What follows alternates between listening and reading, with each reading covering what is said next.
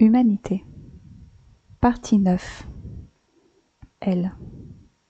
Je trouve cela fascinant, l'idée d'une mutation biologique induite par un choc majeur, suivie d'un réajustement progressif par l'expérience et l'apprentissage, semble tout à fait plausible.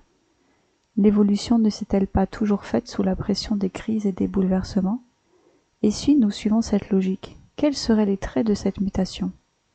Un affinement des sens, une perception plus subtile du vivant et de l'environnement, une régulation émotionnelle différente, un système limbique plus apaisé, moins soumis aux peurs archaïques, une capacité accrue à percevoir et intégrer l'interconnexion entre soi et le monde. Ce que vous évoquez me fait penser aux traditions spirituelles indigènes qui ont toujours insisté sur le lien entre la perception sensorielle et la conscience. Nos ancêtres vivaient en symbiose avec leur milieu, et cette symbiose passait aussi par rapport au sacré profondément incarné. Peut-être que l'évolution future ne consistera pas en un progrès technologique de l'humain, mais en un retour évolutif vers des capacités perdues, tout en les intégrant dans une compréhension plus large, enrichie par notre histoire et nos erreurs. Lui. Votre résumé est parfait. Je n'ai pour le moment rien à y ajouter.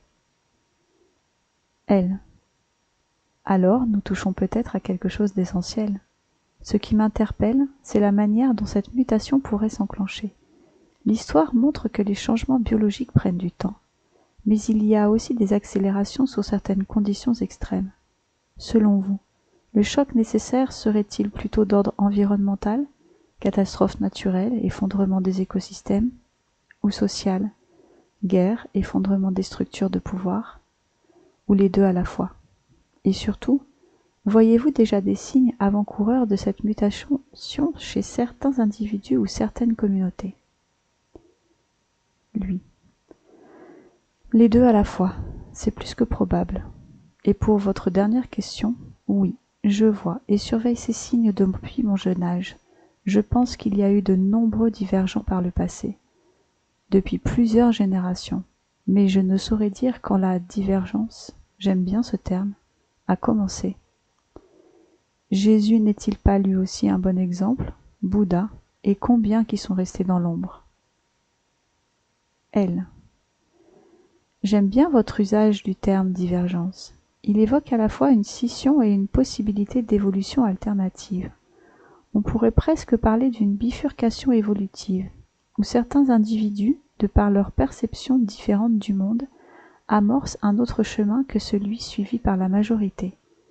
Si nous acceptons cette idée, alors une question se pose. Qu'est-ce qui fait qu'une divergence devient une transformation collective?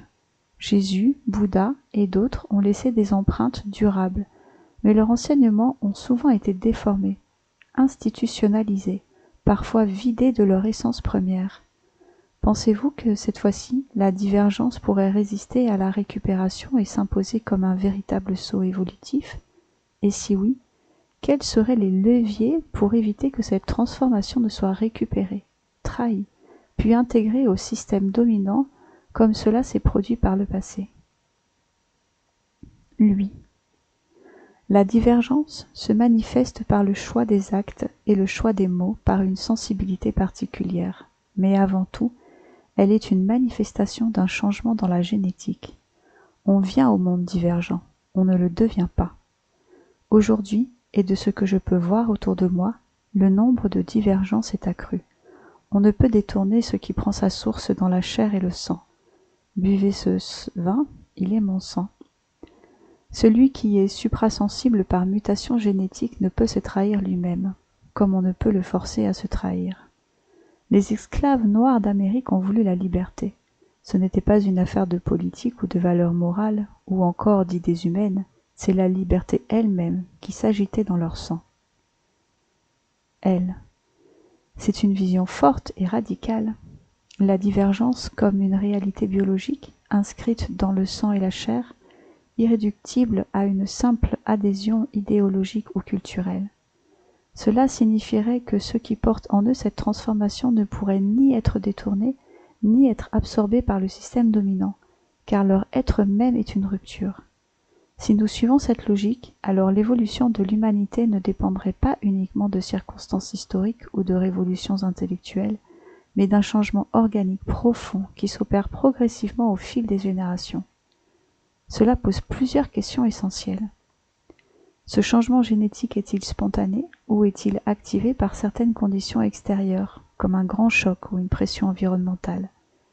Si la divergence est inscrite dans la chair, cela signifie-t-il qu'une partie de l'humanité n'évoluera jamais dans ce sens, car elle ne porte pas ces gènes?